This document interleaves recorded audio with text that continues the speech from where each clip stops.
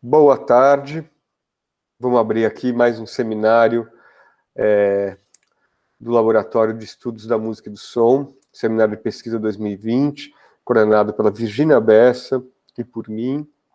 O laboratório que eu coordeno dentro da Unicamp, junto com Paulo Tiné, um laboratório novo, e é justamente uma área que a gente tem, como a gente atua nessa área de pesquisa, todos nós que estamos aqui, é uma área que a gente tem a intenção de consolidar cada vez mais, que é justamente esse lugar dos estudos do som e da música, e não um lugar tradicional do campo da musicologia ou da etnomusicologia, né?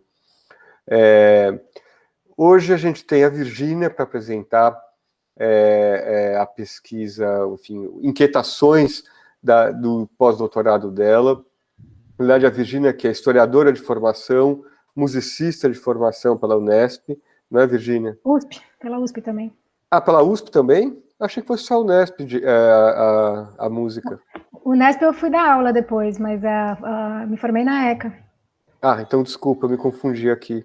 Então, historiadora formada na USP, musicista formada na USP, com um mestrado e doutorado na História, e um pós-doutorado no IEB, História, e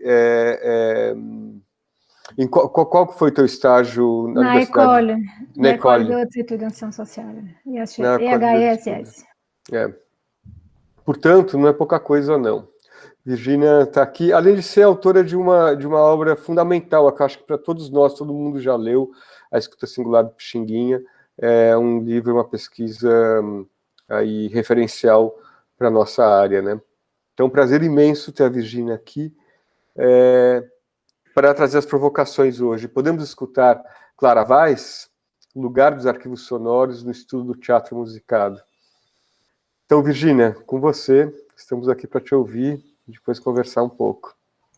Tá ok, então boa tarde a todos que estão aqui participando hoje, nesse dia chuvoso, e, enfim, nesse final de ano super corrido.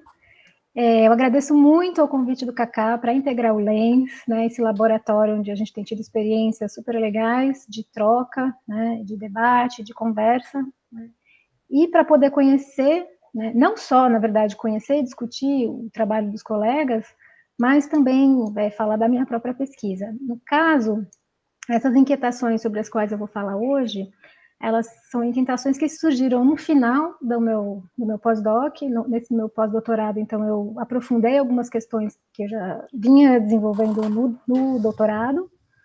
O meu doutorado foi sobre o teatro musicado em São Paulo entre 1914 e 1934, e no pós-doutorado, então, eu peguei algumas questões, eu tratei de algumas disputas, né, que se deram nesse universo do teatro musicado na cidade de São Paulo, disputa envolvendo gosto, disputa envolvendo a questão dos gêneros, envolvendo a questão das identidades, e aí eu, enfim, muito interessada nessa forte presença de companhias italianas na cidade, nesse meu estágio pós-doutoral, justamente que eu realizei na École de Hautes Études en Sciences Sociales, em Paris, eu aproveitei que estava na Europa e fui pesquisar arquivos italianos, né, para entender um pouco dessas companhias. E aí eu me deparei, quer dizer, eu já conhecia essa figura da Clara Weiss, que ela aparece muito, né, nesse levantamento que eu fiz sobre as companhias que se apresentavam em São Paulo nesse período, as companhias de teatro musicado. Clara Weiss estava sempre lá, mas eu não tinha muita informação sobre ela. E foi na Itália que eu encontrei um monte de informação sobre ela, a importância que ela tinha nesse trabalho, né, nessa intenção que a Itália tinha de divulgar a arte italiana, através da opereta também, sobretudo da ópera, do teatro declamado, mas a opereta, no começo do governo fascista, sobretudo, né, a partir de 22, também entrou nesse rolo aí. Só que eu fiquei muito frustrada, né, que apesar de ter encontrado essas informações, eu não encontrei nenhuma fonte sonora através da qual eu pudesse escutar a Clara Weiss, né? Então, o que eu pretendo compartilhar com vocês aqui hoje é muito mais do que respostas, né, ou resultados, são alguns questionamentos, né, que eu tenho feito nos últimos tempos sobre as relações, né, entre os estudos do som e os estudos teatrais, né, que são dois campos que se entrecruzam nessa pesquisa que eu realizo sobre teatro musicado, mas, obviamente, com um viés histórico. Então, é importante ressaltar que, apesar de ser um tema antigo para mim, né, que eu estudo desde 2007, quando eu ingressei no doutorado, eu sempre pensei o teatro musicado, sobretudo na sua dimensão musical, né, muito mais do que na sua dimensão cênica ou sonora. E foi só depois da minha aproximação, né, dos estudos do som que eu pude, então, dimensionar a importância da oralidade, né, da auralidade, não da oralidade, da auralidade, não só na compreensão, né, das transformações que ocorreram no universo da cultura no início do século XX, mas também na produção dessas transformações. Então, embora a historiografia insista, por exemplo, né, na ideia de que as técnicas de reprodução do som modificaram nossa maneira de escutar, né, o Jonathan Stern, que é vamos dizer, uma das referências, uma das principais referências nesse campo dos estudos do som, nesse livro bastante conhecido que é o The Audible Past, o passado audível, ele chama atenção para o fato de que as tecnologias de reprodução do som só puderam se desenvolver porque as concepções de som e de escuta vinham já se transformando desde pelo menos o final do século XVIII, transformações que se acentuaram no decorrer do século XIX. Então, no fundo, nessa discussão que relaciona as modificações na escuta de um lado e as novas tecnologias, ela se assemelha muito, um pouco assim, talvez, essa discussão sobre o que veio antes, né? O ovo ou a galinha. Na verdade, uma coisa está influenciando a outra e é só nesse fluxo que a gente pode entender essas trocas, essas influências mútuas. Nesse sentido, também é importante ressaltar, né, que os estudiosos do teatro sempre chamaram atenção para a modernização da cena, né? É um tema muito recorrente nos estudos de teatro.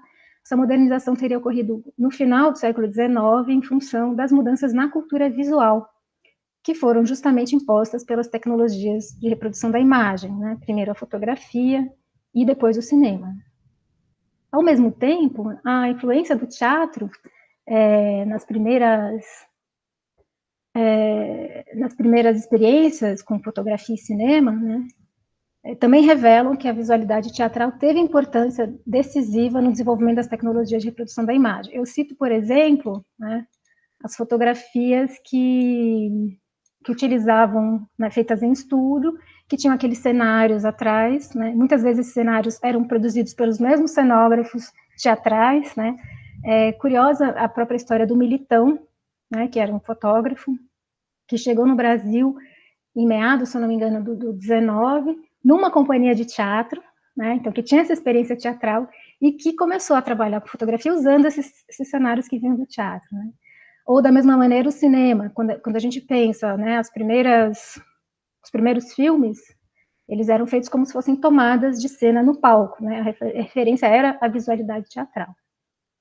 Aí a minha questão, pensando nessa relação da visualidade com o teatro, e sempre que a gente trabalha com estudos do som, né, quando a gente trabalha com auralidade, a gente acaba recorrendo, né, a comparações com a visualidade, porque os estudos da cultura visual eles já estão muito mais avançados nas ciências humanas, né? Mas o que eu me perguntava é por que não ocorreu o mesmo em relação às mudanças ocorridas na escuta, ou seja, por que o som do teatro, né, não é percebido como uma referência também no desenvolvimento das tecnologias de reprodução do som, e por que não se analisa a influência das tecnologias de reprodução do som na oralidade do teatro. E aí, em que medida os documentos sonoros, e é claro que eu estou falando como historiadora, né, nos permitem acessar e problematizar essas transformações. Bom, para sistematizar, não sei se para sistematizar, talvez para sintetizar um pouco esses problemas teóricos, metodológicos que o estudo da dimensão aural do teatro musicado tem apresentado para mim, eu então formulei essa seguinte questão: podemos escutar Clara Weiss? E eu queria começar dizendo que essa pergunta não é uma pergunta totalmente autoral minha, na verdade ela faz referência a um artigo que foi publicado por uma historiadora francesa, que se chama Madeleine Mervan-Roux, que se intitula Podemos escutar ou ouvir Sarah Bernard? As armadilhas dos arquivos sonoros e a necessidade de protocolos. A Mervan-Roux, ela é uma pesquisadora que tem se dedicado justamente ao estudo do som e das tecnologias sonoras no teatro. E nesse artigo, ela toma como exemplo uma gravação em que a atriz francesa Sarah Bernard registrou uma passagem da tragédia Phèdre, do Racine. Eu vou colocar aqui para a gente escutar. É num disco, né, num disco da Victor, que foi registrado em 1903. Phèdre, de Racine, par Madame Sarah Bernard. Oui, prince, je l'envie, je brûle pour que je l'aime. Non point celle que l'on vit les enfers, voilà, adorateur de mille objets divers, qui va du Dieu des morts, déshonorer la couche, mes fidèles, mes fiers, et même ces charmants jeunes, traînant tous les cœurs après toi, quels qu'on défend en Dieu, ou celle que je vous vois, il avait votre corps, vos yeux, votre langage, cette noble figure colorait son visage, lorsque dans notre traite il traversait les flots, diffusait des vœux, des filles de Minos. Et que faisiez-vous alors? Pourquoi sans du folie, héros de la Grèce, assemblait-il l'élite? Pourquoi trop jeune encore, ne fûtes-vous alors entrer dans le vaisseau qui mit sur nos bords? Car vous aurez péri le monstre de la traite, malgré tous les détours de sa vaste retraite, pour en développer l'embarras incertain. Ma sœur, du fils fatal, eût armé votre main. Mais non, dans ce destin, je l'aurais devancé. L'amour m'en eut d'abord inspiré la pensée. C'est moi, prince, c'est moi dont l'utile secours vous eût du labyrinthe enchaîné les détours. Que de soin nous coûter cette tête charmante. Ainsi il nous soit assez rassurer votre amante. Et compagne du péril qu'il vous fallait chercher, moi-même devant vous j'aurais voulu marcher. Et faire le labyrinthe avec vous descendu. Et ce serait avec vous retrouver ou perdu. Bom, claro, eu não vou fazer os comentários aqui sobre a gravação, mas acho interessante a gente escutar para ter uma dimensão do que era, né, essas gravações teatrais que eram muito comuns, que foram realizadas, né, amplamente. Na França tem um arquivo enorme na Biblioteca Nacional, no Departamento de Audiovisual da Biblioteca Nacional, que inclusive começou como o Museu da Palavra, né, em 1911, e que reúne uma série de depoimentos, e aí reúne também textos teatrais, etc. Para mim, assim, que não presta atenção no texto, prestei só atenção no som mesmo, nas sonoridades, tem uma coisa assim, claro, a gente percebe a métrica, né, porque é um texto inverso, etc., as rimas, mas é meio chorado, né, e é cantado, é praticamente cantado. Eu ouço a música do texto e é muito interessante escutar isso pensando, né, nessas técnicas de dicção, etc., que eram muito importantes no teatro declamado desse período. Né. Essa é uma gravação que é bastante famosa entre os estudiosos franceses, justamente por ter sido realizada por essa figura quase mítica do teatro francês, quiçá mundial, né, do século XIX e do início do século XX, que é a Sarah Bernard, e que era conhecida justamente por sua capacidade de recitar. Ela era uma dizeuse também, né? E também por ter um certo charme na voz, que se conservou mesmo em idade avançada. Então, essa gravação que a gente está ouvindo é de 1903, ela nasceu em 1844, então tinha quase 60 anos, né? E a partir desse registro, então, dos usos que foram feitos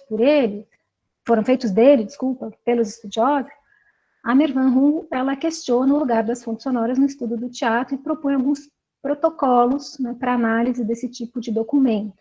Né. Um primeiro aspecto por qual ela chama a atenção é o fato de que a Sarah Bernard realizou várias gravações desse mesmo trecho de Phèdre entre 1902 e 1910, né, mas que os diversos estudiosos que se referiram a esse registro trataram dele como se fosse único, né, ignorando ou mesmo desprezando sua datação. Um outro aspecto para o qual ela chama atenção, né, que ela ressalta, é o caráter sedutor né, desse efeito de presença que os registros sonoros produzem, né? Um caráter que é ainda mais acentuado quando esses registros são digitalizados e perdem essa materialidade, que é o caso que a gente ouviu aqui. Esse registro pode ser encontrado na internet, no YouTube, na própria Biblioteca Nacional, ele está aí, né, enfim, passeando pela rede, como, aliás, vários outros arquivos sonoros aos quais a gente já tem acesso hoje em dia, né? Mas essa transparência, né, do som gravado, que faz com que a audição atravesse a mediação do disco, né, e tome a representação pelo referente, faz com que os ouvintes tenham a impressão de poder reproduzir, no ato da audição, né, não só a experiência que os ouvintes do passado tiveram, né, quando escutaram esse disco, mas também a experiência dos espectadores ao assistir Sarah Bernard no teatro, né. Foi um pouco, né, mais ou menos, guardadas as devidas proporções, né, foi um pouco a ideia que me guiou, mesmo sem eu ter consciência disso, quando eu passei a buscar, na minha pesquisa de doutorado, gravações de canções e de números musicais que faziam parte das peças que eram representadas em São Paulo, né, como se a audição desses discos pudessem me dar algum tipo de acesso, né, ainda que de forma muito aproximada, à experiência dos espectadores no teatro. O que a Mervan Roux faz é justamente alertar para as armadilhas desses dois pressupostos, né? Primeiro, de que o disco dá acesso à experiência do passado, e segundo, essa pressuposto da transparência do disco, né? Não é bem um pressuposto, mas é um dado naturalizado. Em objeção... Ai, calma, não é isso. Vou passar para outro slide. Em objeção a esses dois pressupostos, então ela ressalta, primeiro, né, eu não estou conseguindo, tá, não estava conseguindo ver a apresentação. Primeiro que a audição de hoje não é a mesma do passado, né, essa afirmação que pode soar um pouco evidente, né, para quem já tem familiaridade com os estudos do som, para quem é historiador, é muitas vezes esquecida na análise histórica das fontes sonoras, né. E aqui vale lembrar uma passagem do Jonathan Stern, que é justamente, né, citada no início desse artigo da Mervan Roux, em que ele diz que podemos ouvir os vestígios gravados da história passada, mas não podemos supor que saibamos exatamente como era ouvir em um determinado momento ou lugar do passado. Na era da reprodução tecnológica, podemos às vezes experimentar um passado audível, mas não podemos fazer mais do que presumir a existência de um passado auditivo, né? Ou seja, as experiências de escuta são historicamente determinadas e uma fonte sonora, por mais que torne esse passado audível, nos informa muito pouco, né, sobre o passado auditivo. Uma segunda objeção feita pela Mervan Roux, essas análises baseadas na transparência do registro, né, objeção que também pode soar um pouco evidente, é que a experiência da audição do disco, né, mesmo por aqueles primeiros ouvintes, não é a mesma da experiência auditiva no teatro, né. Primeiro, porque o som gravado é qualitativamente diferente daquele ao vivo, né, e embora essa seja uma ideia um pouco difundida no senso comum, né, é grande a tentação dos historiadores de escutar nas gravações de época, né, tanto nos discos declamados como nos cantados, uma amostra daquilo que poderia ocorrer no palco, desconsiderando, então, a enorme diferença, né, entre cantar para um público, para um vasto público, né, num espaço aberto, e cantar para um cone acústico ou para um microfone num espaço fechado. Mas ainda que o som fosse captado dentro do teatro, o ambiente acústico, numa e noutra situação de escuta, né, audição do disco e audição no teatro, é totalmente diferente. E nesse sentido, a gente pode avançar para uma terceira objeção, né, menos evidente, e que é desenvolvida pela Mervan Roux em trabalhos posteriores, que é o fato de que o próprio teatro é um meio, um médium, né, singular de mídia, e que o som teatral, mesmo quando acústico, ou seja, mesmo quando ele não é gravado, nem amplificado por transistores, né, como microfones e caixas de som, esse som teatral também é mediado, né? E essa mediação, ela se dá não só pelas características acústicas da sala e da própria caixa teatral, né, que exigem um determinado tipo de emissão vocal, que refletem ou absorvem determinados sons, né, mas também pelo próprio público. Em primeiro lugar, porque o público interfere na acústica da sala, né? E prova disso, para quem conhece a Sala São Paulo, né, é aquele teto móvel, né, que se ajusta em função não só do repertório que vai ser tocado no palco, mas também da quantidade de pessoas que ficam na sala. Mas, além disso, o público produz sons também, né? Vaias, risos, palmas, rangido de cadeira, passos, espirros, né? Que interferem na escuta do espetáculo. Há uma tendência, né, na crítica da época e, de alguma maneira, na própria historiografia, a se considerar que só o público, entre aspas, popular é que produzia esse tipo de ruído, né? E essa ideia ela ainda é mais difundida na crítica ou na análise dos espetáculos de teatro musicado, né? Porque eles eram, em geral, realizados em salas gigantescas, né, que chegavam a reunir 4.000 espectadores, pelo menos na cidade de São Paulo. Aqui a gente vê uma imagem do Teatro Colombo. Esse número que eu estou falando aqui, de 500... tem essa placa, não sei por que fica essa faixa, né? Esse número de 523 lugares numerados e 400 em pé era só na galeria, que é esse espaço superior do teatro, né? Aí tinha os camarotes e tinha a plateia. Era um teatro que somava mais de 2.000 lugares. Esse é o Teatro Brás Politeama, que foi um dos maiores de São Paulo, foi criado nos anos 20, e tinha capacidade para 4.000 pessoas, e só na galeria cabia 1.800, né? E muitas dessas pessoas ficavam em pé. A foto dá uma dimensão aproximada, né, do que era o tamanho desse teatro. O prédio ainda existe, é uma judiação, porque ele virou um estacionamento, né? Então, e, na verdade, essa é a parte externa dele, tem esse posto aqui, e, enfim, é um dos exemplos, né, dessa memória teatral que é absolutamente desprezada, né? E quando não é demolido, ou quando não é incendiado, o Teatro Colombo, que a gente viu antes, acabou sendo destruído no incêndio, acontece esse tipo de coisa. A gente tem raríssimos teatros preservados na cidade, teatros que poderiam nos dar também um pouco a dimensão dessa acústica. Mas voltando à questão do ambiente acústico das salas, né, essa identificação dos sons das galerias, né, ou dos galinheiros, como eram pejorativamente chamados, como ruídos, né, revela já um tipo de auralidade socialmente construída que é entendida como natural, né? Ou seja, é normal que o público menos educado produza ruídos, né? Como se o público da plateia ou dos camarotes também não produz esses sons durante o espetáculo, né? A questão é que esses sons não são percebidos como ruído. É claro que a diferença entre os sons produzidos pela galeria e pela plateia faz parte de um longo processo de distinção social, né, que fez do teatro de elite um lugar de silêncio, né, onde a comunicação se dava sobretudo por trocas visuais, né, por alguns códigos visuais, né. Mas isso também revela certa oralidade ou certa técnica de escuta, né, que permitia a essa elite abstrair determinados sons, né.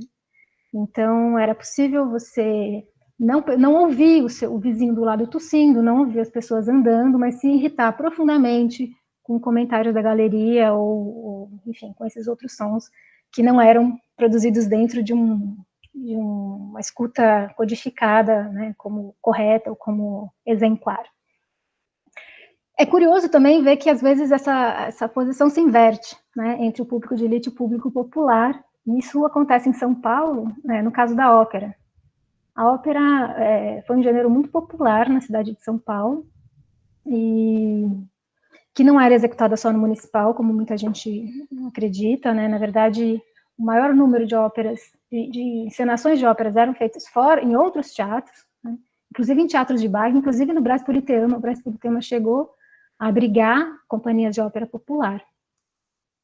Só que o principal público dessa ópera mais popular eram justamente os imigrantes italianos, né, que eram operários, que eram trabalhadores, enfim, que não pertenciam à elite. A Ecleia Bose, no trabalho dela Memória e Sociedade, ela colhe uma série de depoimentos, né, desses trabalhadores, dos antigos operários, ou de pessoas que conviveram com eles, e tem umas passagens que são interessantíssimas. Tem, por exemplo, a do seu Ariosto, que se referia aos italianos, né, que não tinham como pagar a entrada para ir para a ópera, e por isso acabavam integrando a claque, né, ou seja, esse grupo de pessoas que ganhavam ingresso para aplaudir. E essas pessoas, né, segundo ele, cito, sabiam quando deviam bater palmas, conheciam os trechos bonitos, e a plateia acompanhava quando gritavam, bravo maestro, fecha aspas, né? Ou seja, eles é que, da galeria, né, como claque, é que indicavam os sinais sonoros, né, e o comportamento sonoro que a plateia deveria, como se diz, respeitar ou cumprir. Mas voltando à questão do caráter midiático dos teatros, né, é também curioso notar que, mesmo quando o som do teatro se vale de tecnologias de reprodução, ele não é percebido como um som mediado, né? Ou seja, ele sofre da mesma transparência dos discos. O Jean-Marc Laroux, que é um pesquisador canadense que integrou a mesma equipe da Madeleine Mervan-Roux, ele conta que em 2011, logo depois do Festival de Teatro Transamérique, que acontece em Montreal, essa equipe de pesquisadores, né, que chama Som do Teatro, se reuniu com os técnicos do festival para fazer um balanço. E ele achou muito curioso que os técnicos insistiram muito, né, e com muitos detalhes, na grande variedade de projeções visuais que ocorreram no festival, né? Então, projeção em tela, projeção em suportes não convencionais, projeção em cortina de fumaça, projeção em corpos, etc. E quando esses mesmos técnicos foram perguntados sobre tipos de projeção sonora, eles ficaram mudos, né? O Larry, então, perguntou qual teria sido a última produção na história do festival que não usou sistema de sonorização. E eles não souberam responder, né? Porque isso remontava, provavelmente, muito tempo antes, talvez eles nem tenham acompanhado essa mudança, né? Então, isso ilustra justamente essa naturalização, né, que a Mervan-Roux às vezes chama de esquecimento do som teatral. Historicamente, a constatação dessa transparência, ela se dá pelo historiador, né, nos momentos, e também pelos agentes, né, históricos, né, no momento em que a realidade sonora ela é perturbada pela chegada de um elemento estranho. E um desses momentos é justamente a chegada do cinema falado, né? E a chegada do cinema falado é interessante porque ela historiciza a percepção do som, não só no cinema, mas também no teatro, por comparação. E é muito interessante explorar a percepção que os contemporâneos tiveram da introdução do som sincronizado. Acho que eu não preciso dizer aqui que o cinema nunca foi mudo, né? Que sempre houve sons no cinema, fosse a música acompanhante, os efeitos sonoros, que eram muitas vezes produzidos atrás da tela, fosse a leitura dos letreiros, né, que o Nelson comentou, né, e que aparece também no livro Caleidosfone. A grande novidade do cinema sonoro, portanto, não foi o som, mas foi a sincronização dos diálogos.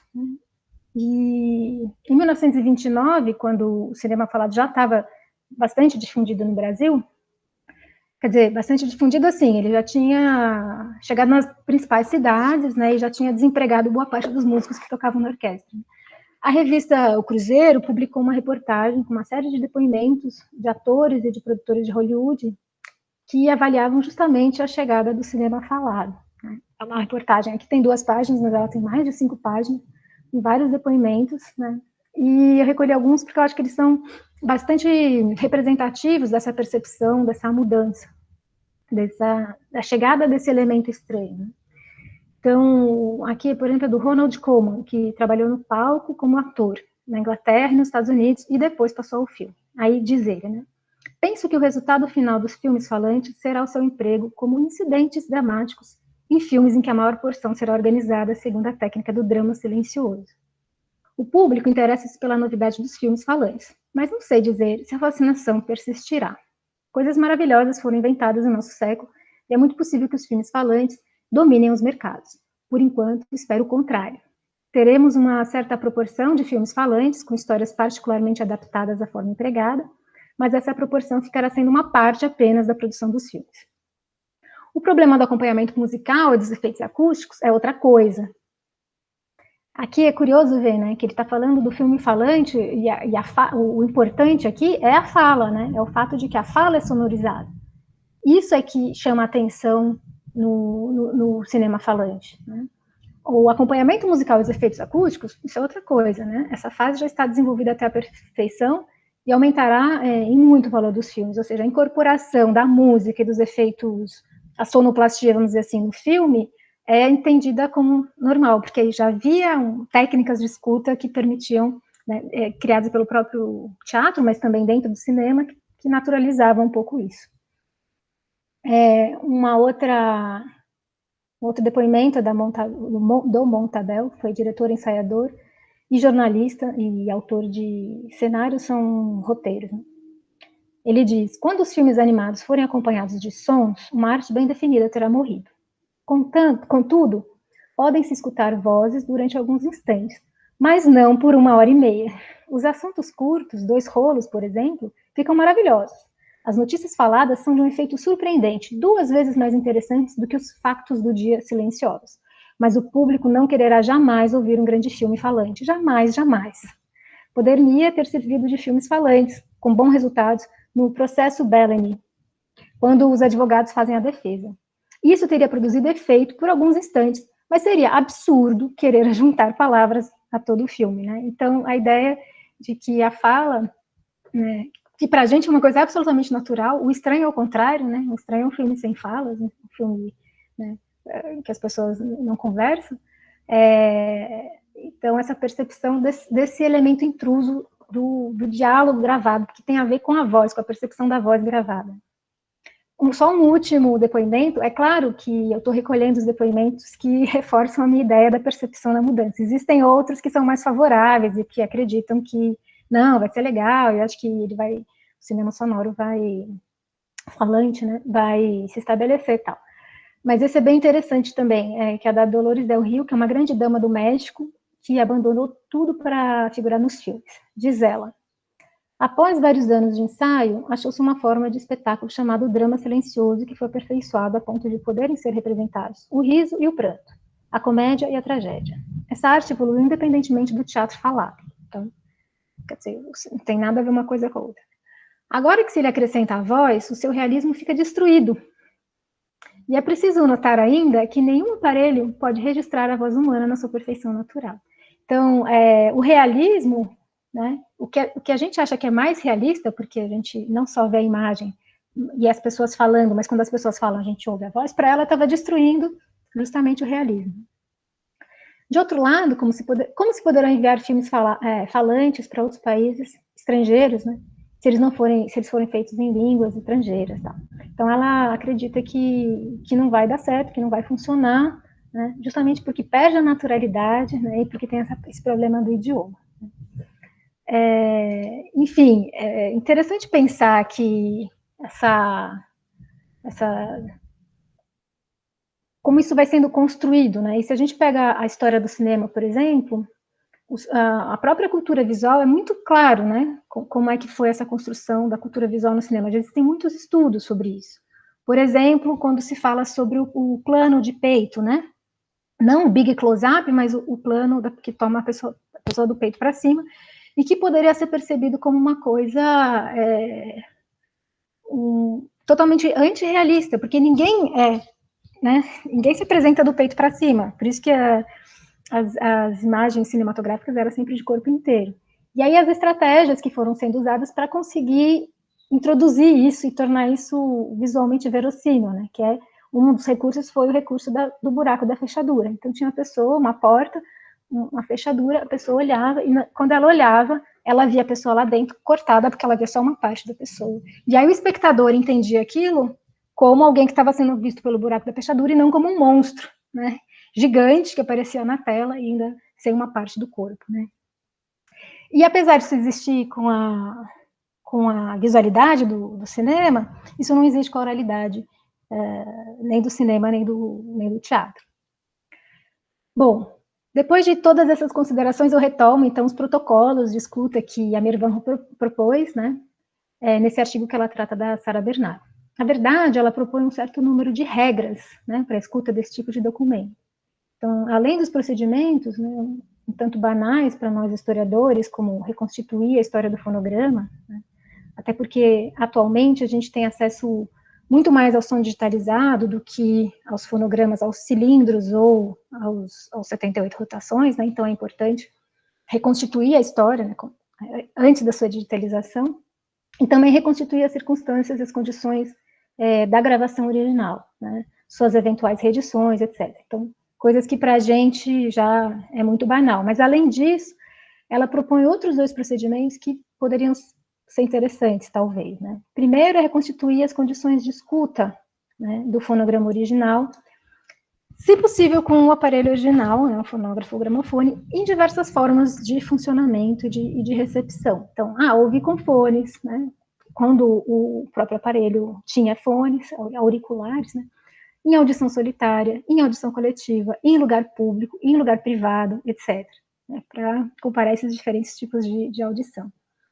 Nesse procedimento que ela sugere, é interessante, segundo ela, né, situar as escutas em seus contextos técnicos também, e comerciais, né, lendo, por exemplo, a imprensa especializada, né, sobretudo os artigos técnicos, estudando o repertório escutado naquela época, né, e analisando os testemunhos da época sobre essa escuta.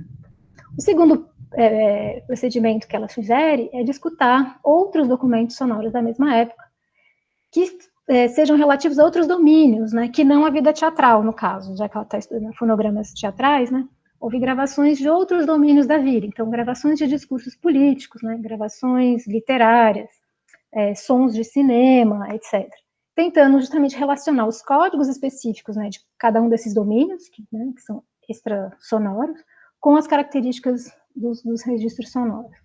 Acho que são exercícios interessantes, mas também um pouco, talvez, abstratos demais para a gente, quando a gente não tem acesso a isso, mas, enfim, são exercícios que eu acho que seria interessante a gente que trabalha com fonte sonora tentar, pelo menos, realizar. Porque o que ela propõe, na verdade, é uma atitude metodológica, né, que inclui, de um lado, né, a atribuição de uma certa opacidade a esse registro, né, ou seja, que ele deixe de ser transparente, né, e, de outro, um exercício mesmo de imaginação histórica, né, que não deixa também de ser um trabalho criativo para tentar se aproximar dessa escuta da época. Bom, depois dessa longa discussão teórico-metodológica, né, eu retomo para a pergunta que eu formulei no título dessa comunicação. Né? Podemos escutar Clara Weiss? Durante minha pesquisa no teatro musicado em São Paulo, né, eu me deparei, então, com um problema oposto, ou talvez anterior, né, a esse problema discutido pela Mirvan Hu, né, como eu já falei. O meu problema foi justamente a ausência, né, de registros sonoros de uma artista que foi muito importante na história do teatro musicado paulistano, não só paulistano, eu diria, do teatro musicado sul-americano, brasileiro, mas sobretudo paulistano, que foi a Clara Weiss. Né? Na verdade, tem 2 exceções a essa ausência completa de registros sonoros. Primeiro é um programa de rádio, do qual ela participou nos anos 30, e que foi reeditado depois nos anos 60, quer dizer, reeditado não, que ele foi tocado, então provavelmente foi gravado, não sei qual foi a forma de gravação, porque nos anos 60 a Rádio Eldorado de São Paulo informou que ela iria, eu não sei se ela já chamava Eldorado, ou era difusora, enfim, que ela iria reapresentar esse programa da Clara Weiss dos anos 30. Né? Eu entrei em contato com a Rádio Eldorado para saber se eles têm arquivo, e se esse programa existe. Eles falam que eles não têm arquivo disso, que eles nem sabem do que se trata, né? Então, provavelmente, se isso foi registrado, isso se perdeu, né? E a outra exceção é um disco uruguaio, da gravadora Sondor, ou Sondor, eu não sei como é que pronuncia, que justamente que aparece nessa imagem aqui da apresentação. Essa é uma foto que foi publicada no Jornal do Comércio, nos anos 60, quando ela já era velhinha, ela ainda era, enfim, relembrada por um pequeno grupo, né, desses memorialistas teatrais. Ela, na verdade, a memória dela começou a ser resgatada um pouco antes dela morrer, e teve uma grande reportagem sobre ela. Mentira, estou falando bobagem. Essa foto aqui, na verdade, é do obituário dela. Quando ela morreu, publicaram uma reportagem, exatamente. Faleceu Clara Weiss e tal. E aí colocaram uma série de imagens dela, e tem uma dessas imagens que ela está segurando esse disco Sondor, ou Sondor, que é essa gravadora uruguaia, e há uma referência no texto a esse disco, essa gravação. Eu procurei na Argentina, procurei em arquivos, enfim, em catálogos online, né, para ver se eu encontrava, né, se soubesse da existência desse disco, mas eu não achei. Bom, mas falando um pouco da Clara Vaz, né, para quem não conhece, e eu imagino que vocês não conheçam, né, ela foi, então, uma atriz, cantora.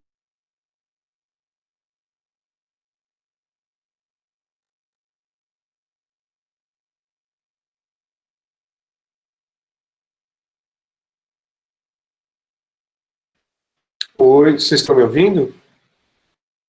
Parece que congelou a Virgínia, né? Pois é, aqui está caindo no aguacero, como a gente fala. Muita água. Eu perdi a conexão agora, não sei se já lá na Patrícia esteja igual. Também, aqui está caindo o mundo, acho que todas as regiões, né? Como está aí na Moca, Nelson? Brasa ou Moca? Não, eu tô no litoral, Cacá. É verdade, é que eu sempre associo você com a Moca. Hoje tá sol aqui. Mas São Paulo deve estar chovendo em todas as regiões mesmo. Ó, a Virgínia voltou. Tá. Faz tempo que eu caí? Eu nem percebi que eu caí. Começar a falar sobre a Clara Vaz. Afinal, quem é Clara Vaz? Tá bom. Então, vocês estão vendo as fotos? Putz, caiu. Como é que tá essa internet? Sim, estamos vendo. Aqui, a gente tá te vendo. Tá. Não, tá bom. Mas vocês estão vendo as fotos também. É que vocês estão totalmente travados. O Cacá tá totalmente travado para mim. Sim, a gente está vendo tudo, Vitor. Sim, tô vendo também. Tá ótimo. Deve ser tua conexão aí que deve estar um pouco lenta. Eu acho que é o início da chuva, mas vamos lá. Tá chegando no fim.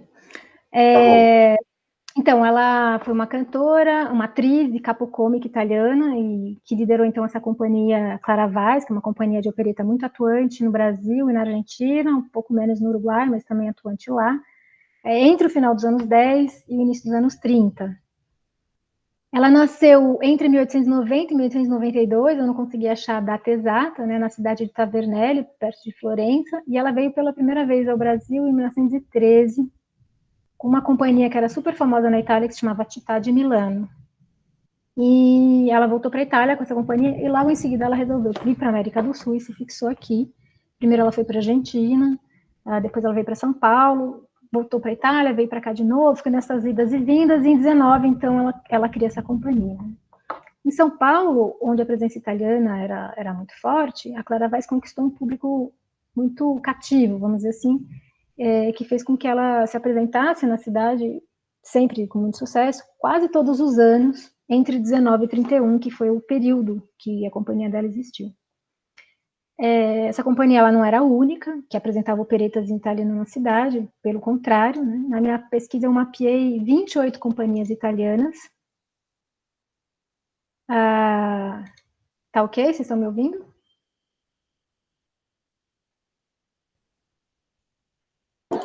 Sim. Então, eu mapeei 28 companhias italianas de opereta que atuaram em São Paulo entre 14 e 34. Algumas dessas companhias vinham da Itália, né, e vinham para São Paulo só para algumas curtas temporadas, e outras atuavam exclusivamente na América do Sul, sem qualquer contrato com a Itália, né, embora fossem formadas por artistas italianos que eram residentes na América do Sul, e que ficavam entre São Paulo, Buenos Aires, o tempo todo. A companhia da Clara Vaz estava no meio do caminho entre um tipo e outro, né? Embora ela atuasse só na América do Sul, a Clara Vaz tinha um contato constante com a Itália. Ela era sindicalizada no Sindicato Fascista de Artistas de Opereta, e ao longo da existência dessa companhia, ela realizou 2 importantes viagens para a Itália, onde ela foi contratar artistas, em geral artistas chamados de primeira linha, né, para atuarem no Brasil. Então, assim, mesmo não sendo a única e nem a mais prestigiosa, né, até porque as companhias que vinham da Itália, super luxuosas, etc., elas tinham mais prestígio, A Companhia da Clara Vaz era certamente a mais conhecida, justamente por essa presença constante na cidade. A Clara Vaz acabou se estabelecendo em São Paulo, né, onde ela iniciou uma carreira de empresária depois que ela abandonou os palcos no início dos anos 40. Bom, a trajetória dela é interessantíssima, né, não só pelo sucesso artístico, né, ou por esse trânsito constante que ela realizava entre Itália e Brasil, mas também porque ela foi uma das raras estrelas femininas de opereta que eram reconhecidas também por sua atividade como capocômica, né, num ambiente ainda fortemente masculinizado.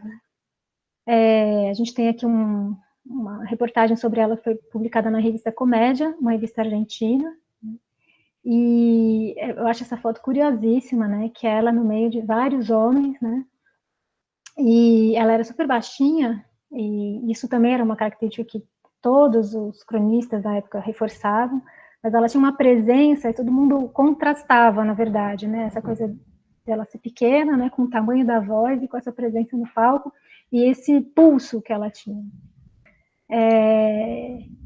Enfim, a trajetória dela não é o foco de hoje, é uma trajetória super interessante. Quem tiver interesse, provavelmente um artigo meu sobre ela vai ser publicado no ano que vem. O que eu queria ressaltar sobre ela é essa participação na difusão de um repertório musical que teve um grande impacto no imaginário sonoro dos paulistanos. Esse repertório era formado em parte, né, por velhas operetas, né, como a Boccaccio do Suppé, que é de 1789, a Mascotte, de 1880, a Mademoiselle Nitouche, que é de 83, a Geisha, de 96, tudo do século XIX, né? Ou a Viúva Alegre, que já é do começo do 20, que fez um enorme sucesso, né, entre outras operetas do final do 19 e do início do 20, que continuaram a ser representadas, então, até os anos 30. Né? A esse grupo de operetas antigas, né, se somavam operetas novas. Né? Muitas delas foram trazidas pela Clara Vaz, né, no Brasil. E porque ela tinha esse trânsito na Itália, acabava negociando os direitos e trazendo essas operetas inéditas, né, que fizeram muito sucesso. Então, na primeira viagem que ela fez para a Itália, depois de ter se estabelecido como capocômica na América do Sul, foi uma viagem que ela fez entre 22 e 23, ela trouxe uma série de títulos novos, né, entre os quais o mais famoso é esse Squinizza, opereta Squinizza, do Mário Costa e do Carlo Lombardo, que foi estreada em Turim em dezembro de 22. Em abril de 23, ela já estava sendo estreada pela Clara Vaz, em São Paulo. Né? É curioso notar que a opereta fez um sucesso enorme, né? E que 2 anos depois dela ter estreado na cidade, ela continuava sendo representada sempre por várias companhias, e o Alcântara Machado, que tinha uma coluna teatral no Jornal do Comércio, ele afirmava que, ele falava assim, estou citando, né? Squinizza já está virando a Viúva Alegre, batida a valer, sabida de cor, assobiada e cantarolada por toda a gente. No ano seguinte, ele repetiu a mesma crítica, dizendo que a opereta, abro aspas, já é surradíssima, está se tornando mesmo a Aida do moderno repertório de opereta, fecha aspas. Esse sucesso, né, da opereta também apareceu na obra ficcional do Alcântara Machado, né, naquele conto Amor e Sangue, que o Nelson Aprobato também cita no Caleidosfone, né, que foi publicado no Brás Bexiga e Barra Funda, tem uma cena, né, que acontece dentro da barbearia, onde o barbeiro Salvador está fazendo a barba de um cliente, e ele então começa a fazer comentários sobre um crime que estava na página dos jornais, etc. E o outro barbeiro, Nicolino, abro aspas, fingia que não estava escutando, e assobiava a Squinizza, fecha aspas. Né? Então, essa coisa quase da banalidade desse som que circulava e que estava em toda parte na cidade, desse repertório que fez, então, um sucesso enorme e que hoje a gente sequer conhece, nem sabe que sonoridade que tinha, né? Conversando uma vez com a professora Flávia Toni sobre as operetas em São Paulo, um pouco sobre esse desinteresse do Mário de Andrade, né, por esse repertório, ela comentou que o pai dela, né, o Olivier Toni, que era fagotista e que tocou em muitas orquestras, ele falava muito da Squinizza, né? Porque Squinizza, tal, cantarolava. Mas o mais curioso é que ela falava assim, sim, ele falava bastante, mas musicalmente não teve, né, efeito sobre ele.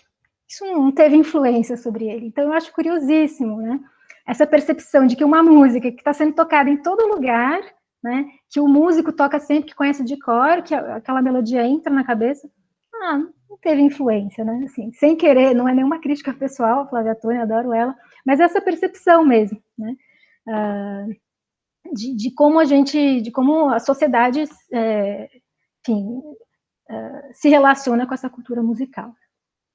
Voltando para Clara Weiss, depois ela fez uma outra viagem à Itália, entre 25 e 26, onde ela trouxe de novo um repertório importante de operetas novas, que também grudou no ouvido, né? E que também a gente encontrou fontes, na verdade, quem encontrou essa fonte foi a Juliana, e agradeço por ter me apresentado. A gente fica sabendo que também teve um impacto muito grande no comércio de discos, né? Em 1926, o gerente da Casa Odeon de São Paulo, que era filial, como a Juliana já apresentou, né, da Casa Edison do Rio, ele escreveu uma carta para o Frederico Figner, do Rio de Janeiro, falando justamente dessa demanda por discos dessas operetas que foram trazidas pela Companhia Clara Weiss. Essa é a carta, né, com o papel timbrado e tal. Nesse trecho ele diz que está trabalhando aqui, atualmente, a Companhia Clara Weiss, que trouxe um repertório de operetas ainda não conhecidas aqui. E não se passa um dia em que esses discos não sejam procurados. Se for difícil receber essas matrizes da fonotipia, que era a gravadora italiana, que, se eu não me engano, a Juliana depois pode me corrigir, tinha uma relação também com a gravadora Odeon, né, da Casa Edison. Talvez Vossa Senhoria possa obtê-las com mais facilidade na Alemanha, sendo que por orquestras alemãs talvez fiquem ainda melhor. A gente não sabe, né, se o Figner importou ou não as matrizes italianas da fonotipia, ou se ele importou diretamente os discos em alemão, né, já que, infelizmente, não há registros da produção de discos estrangeiros no Brasil nesse período, né. A discografia brasileira em 78 rotações só inclui a produção nacional, né, ou a escassíssima produção estrangeira que era gravada no Brasil, né, como esse exemplo que eu vou dar agora, né. O que a gente sabe dessa demanda por essas operetas da Clara Weiss é que o dono da Casa Edison do Rio, aproveitando a passagem da Clara Weiss, né, pela capital federal, gravou 2 fonogramas em italiano da opereta Paganini, de Lear, que era uma dessas operetas novas, que estava cantado justamente pelo tenor Guido Agnoletti, que aparece naquela foto que eu mostrei para vocês, e que era a principal estrela que a Clara Weiss tinha trazido da Itália naquele ano. E aí eu me pergunto, né, por que ele escolheu o ator, né, enfim, que era um ator que era famoso, porque era considerado uma estrela, tal, mas não a Clara Weiss, que era a grande estrela e que era conhecidíssima, né, do público brasileiro, né. Por que ela não gravou nenhum outro fonograma em nenhum outro momento, né, na história da fonografia brasileira, né? O problema, já que ela estava estabelecida aqui, né, ou mesmo na Argentina, eu também não encontrei fonogramas dela na Argentina. O problema era o idioma italiano? Não, né? Porque o Agnoletti gravou, e na verdade a gente sabe que outros artistas italianos residentes em São Paulo, deixa eu pôr para carregar, outros artistas italianos residentes em São Paulo, na América do Sul, gravaram, né, no Brasil, discos em italiano, né, o caso da Vittoria Sportelli, do Tacchigiani, do Carlo Nunziata, alguns deles ligados ao opereta, outros não. O problema era a insuficiência da voz? Eu não acho. Né? Ela tinha uma formação operística, ela chegou até a cantar em companhia popular de ópera na Argentina, e ela era super elogiada pela sua voz. Né? Não gravar teria sido uma opção dela, né, como artista, para deixar essa coisa especial do palco? Eu acho pouco provável, porque todos os grandes artistas de ópera, de opereta, etc., acabavam registrando discos. Né? E aí, eu me encontrei nessa situação, né? Se eu não posso, né, experimentar esse passado audível, né, como é que eu vou presumir o passado auditivo? A partir do quê? Né? Bom, eu não tenho, obviamente, uma resposta definitiva para essa pergunta que eu formulei, mas o que eu posso dizer é que, de um lado, né, a ausência de registros sonoros não é propriamente um problema para o historiador que analisa a oralidade, né, que estuda as escutas ou as sensibilidades de um determinado período histórico. Né? Até porque um trabalho pioneiro feito nesse sentido e que eu considero que é o do historiador Alain Corbin, que fez o Le Cloche de la Terre, ele se vale de uma documentação completamente escrita para falar das mudanças na paisagem sonora da França no século XIX, a partir dos toques dos sinos. Né? Bom, tem também o próprio trabalho do Nelson, né, o Caleidosfone, que se vale basicamente de fontes escritas também, principalmente de literatura e memorialista. Então, o problema, nesse caso, é analisar uma escuta, ou seja, a escuta dos ouvintes da Clara Vaz, no contexto de uma série de mediações, né, mediação teatral, mediação fonográfica, mediação crítica, porque a crítica também orientava as escutas dos ouvintes, né, que se influenciavam mutuamente, né, e que estavam em constantes transformações. Né. Nesse sentido, né, esboçando uma possibilidade aí para eu poder analisar a Clara Vaz no futuro, eu estou começando a fazer isso agora, né? Talvez a Clara Vaz só possa ser escutada, né, e essa é uma ideia ainda um pouco vaga para mim, por meio de um exercício de imaginação histórica que leve em conta não só as múltiplas fontes, né, então os comentários críticos na imprensa, as memórias, que são muitas as memórias que falam, né, citam da Clara Vaz. Eu mesma entrevistei um senhorzinho que em 2012 tinha 102 anos, e que quase chorou quando eu falei da Clara Vaz. Gravações de outros artistas de opereta que circulavam na época, etc. Né? Então, acho que é importante esse exercício de imaginação histórica, levando em conta não só essa variedade de fontes, mas também todas as mediações que estavam envolvidas nessa escuta. Né? Considerar, por exemplo, que ela se apresentava principalmente nos teatros de dimensões médias ou pequenas, né? Ela se apresentou também no São José, que era um teatro conhecido por ter uma acústica péssima, né? A própria história da acústica dos teatros de São Paulo, né? Da construção dos teatros de São Paulo, que começou a ser esboçada pelo José Inácio de Melo Souza, né? Que tem um livro super bonito sobre os cinemas, que também eram teatros, né? Tudo isso acho que tem que ser levado em consideração. E levar em consideração também uma certa pedagogia auditiva, né? Que era propagada por muitos críticos teatrais, né, nessa época. Né?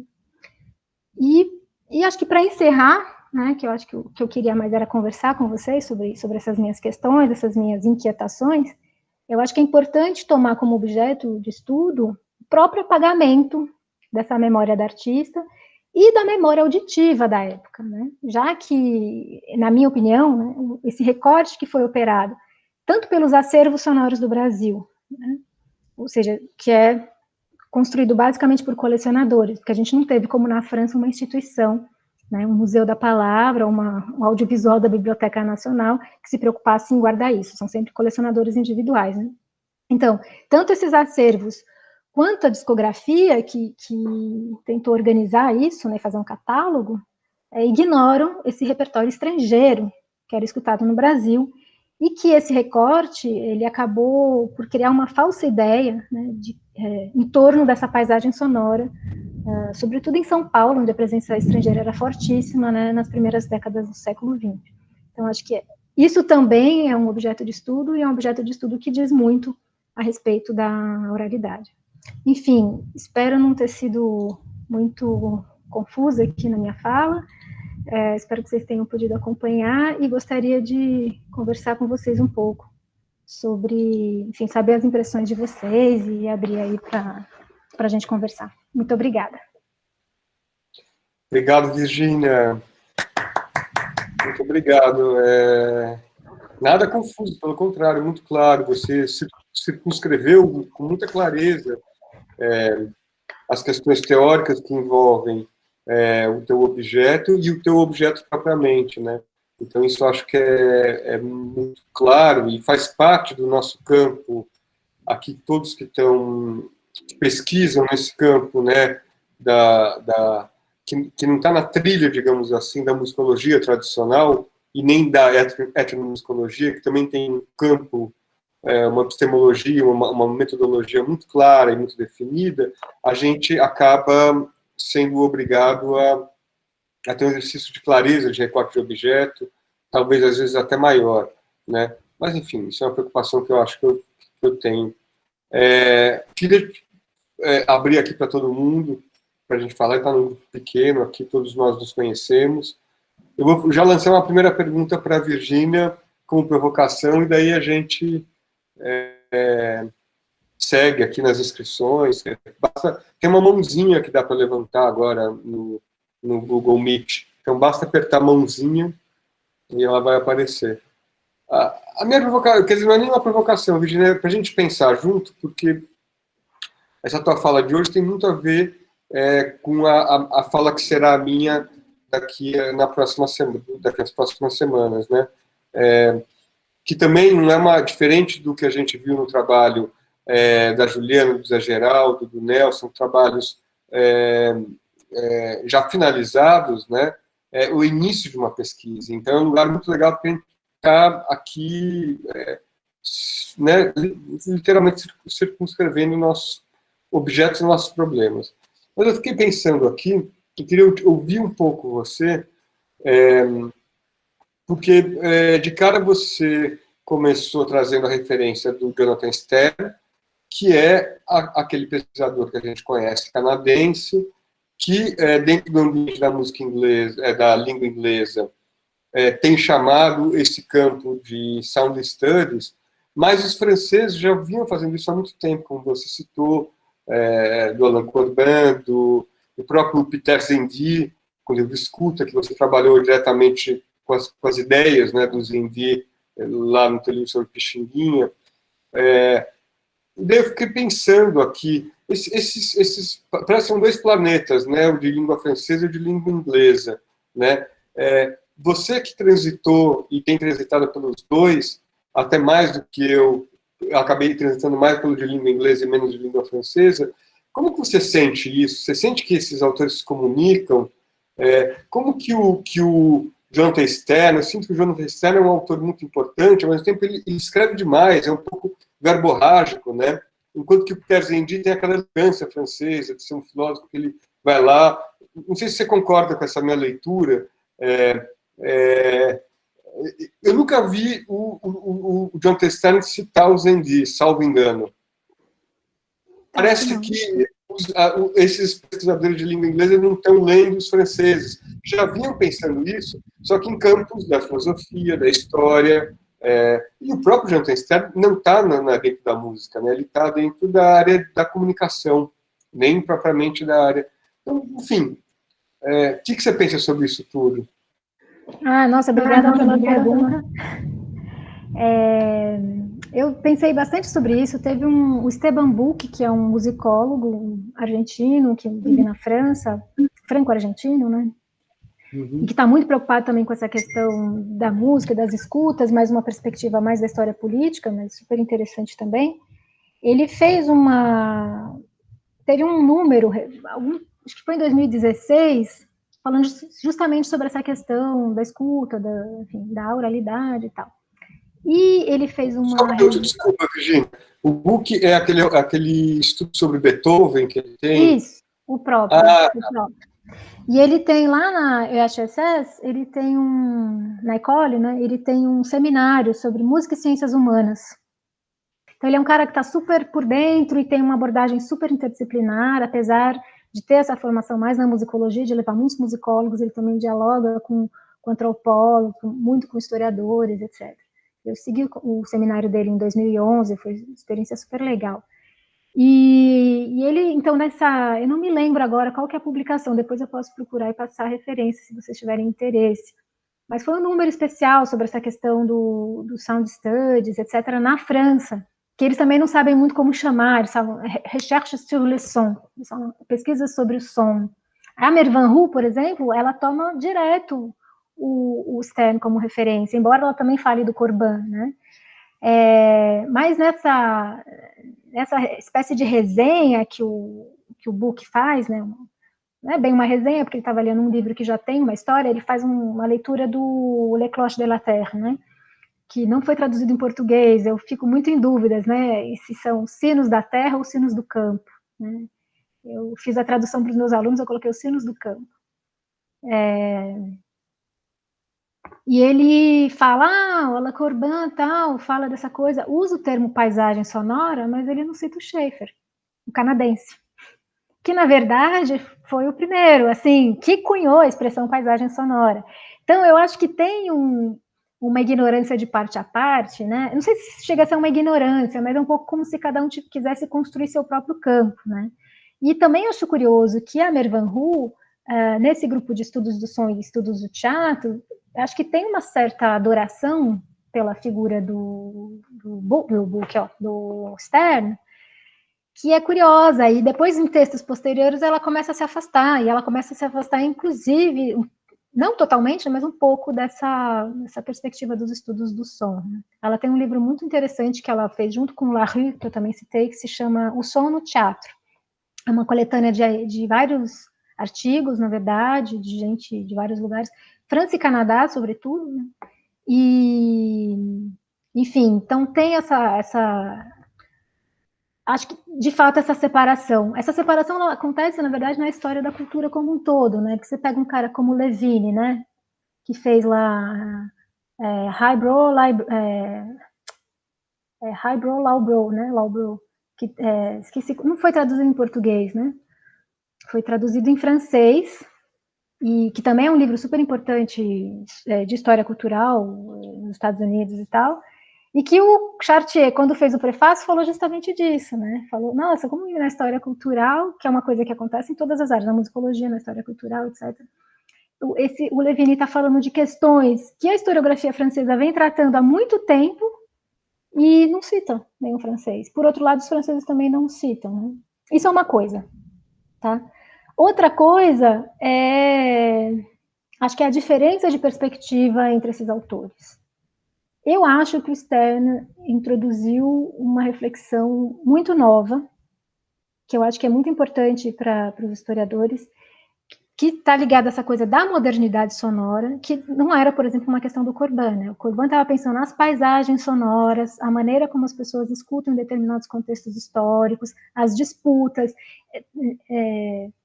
em torno de como quem estabelece esse som, né? Putz, eu acho o livro é fantástico, né? E tem esse domínio das fontes que é incrível, né? O Stern não, né? Ele está preocupado mais, na minha opinião, em perceber justamente essa via de mão dupla, né? Pelo menos foi essa a leitura que eu fiz, assim, entre a escuta e as tecnologias, né? Como elas vão o tempo todo, uma modificando a outra, Isso acaba aparecendo no trabalho de certa forma, né? E acho que a importância da tecnologia, né, no trabalho do Stern é fundamental, e nem tanto, né, no desses outros. No Schaeffer, por exemplo, canadense, que lá nos anos 70 fez o Soundscapes, né? A tecnologia era um problema, mas era um problema ruim, né? Assim, porque o excesso de sons e, enfim, não sei nem se não a tecnologia da reprodução do som, né? Mas a industrialização, os sons da cidade, todas essas novidades sonoras introduzidas no mundo moderno, ele via negativamente. E é muito legal uma crítica que o Stern faz do Schaeffer. Quando a gente começa a acompanhar esses debates que tem esses autores, é muito interessante, né? Porque o Stern tem uma crítica, que ele faz justamente uma crítica à ideia de paisagem sonora. E ele fala assim, o Schaeffer não se deu conta, mas quando ele fala de paisagem sonora, ele está falando de uma escuta muito localizada temporalmente. A paisagem sonora, ela pressupõe um ouvinte numa escuta estereofônica. É a tecnologia estéreo que cria essa ideia de que existe uma paisagem. Não existe uma paisagem sonora. Assim como não existe paisagem visual em si, né? A paisagem não existe em si. É o olhar que vai criar a paisagem, é o olhar dos viajantes, é o olhar dos fotógrafos, é o olhar dos cineastas que vai criar a paisagem visual. Da mesma forma, são as audições que vão criar as paisagens sonoras. Então, a paisagem sonora não existe em si. Então, né, isso, ok. Mas ele fala, quando ele fala que existe a paisagem sonora hi-fi e a low-fi, ele já está usando um termo que é da tecnologia. Ele já está, né, pensando essa escuta a partir de uma mediação que é totalmente tecnológica. Né? E eu falei, putz, é verdade, né? Então, acho que todos eles contribuem. Eu acho que o Corban, por exemplo, traz reflexões que não aparecem no Stern e que para a gente que é historiador é super importante. O Schaeffer também, né? Apesar de, depois de ler esse livro, depois de ler essa crítica do Stern, eu fiquei, será que eu vou continuar usando o termo paisagem sonora? Assim, mas eu acho que dá, se você pensa a paisagem sonora como construção, né? E não a paisagem sonora como um dado. E porque eu acho que o Schaeffer pega muito a paisagem sonora como um dado, quando ele vai lá e registra, né? É um dado da natureza. Ele vai e faz aquele Sound Project, World Sound Project, uma coisa assim, que ele vai em várias paisagens sonoras do mundo e tal. Então é isso, eu não sei se eu respondi, se eu mais confundi do que respondi, mas eu acho que são coisas diferentes, pensar nessa falta de diálogo, que às vezes eu acho que tem mesmo, mas pensar nas contribuições efetivas, né? E como é que a gente daqui do Sul, né, que a gente não está nem na França nem nos Estados Unidos, como é que a gente vai criar, acho que isso é uma coisa que você também já falou, né, epistemologias próprias, né, ou formas de pensar o som que tenham a ver com a nossa historicidade, né, que tenham a ver com os nossos processos, né, e aí acho que é uma questão super importante que a gente tem para lidar aí. Exato.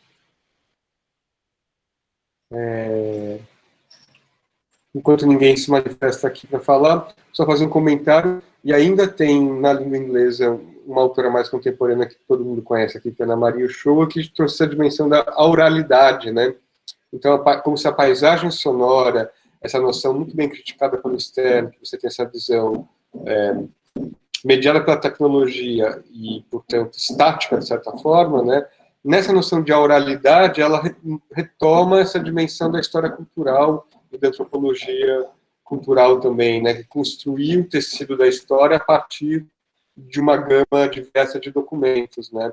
Diferente do Schaeffer, que não pensa como historiador, né? Ele está enxergando aquilo como uma teoria mesmo que ele propõe como leitura de mundo, né?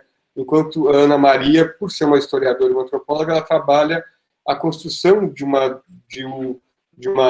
tessitura, digamos assim, de documentação, cujo resultado tem determinada tipo de surround, ou de auralidades, ou de, né, e daí ela historiciza isso no caso específico, entender isso na Colômbia do século XIX, e sem querer generalizar isso como esses conceitos chaves, né, que acabam resolvendo magicamente com paisagem sonora, acaba virando uma espécie de conceito meio chave, né? E a oralidade me parece ser uma coisa mais específica, para um uso mais... enfim, só para a gente pensar um pouco mais. Uhum.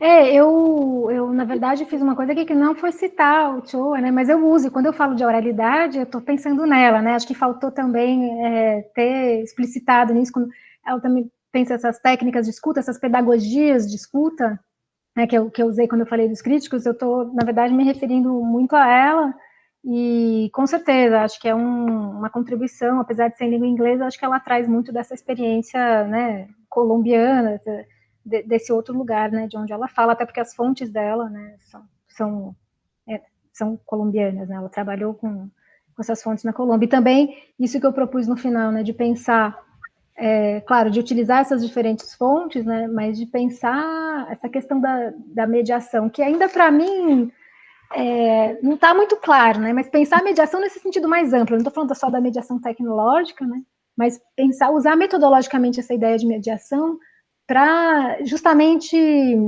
conseguir integrar essas diferentes fontes, já que eu não tenho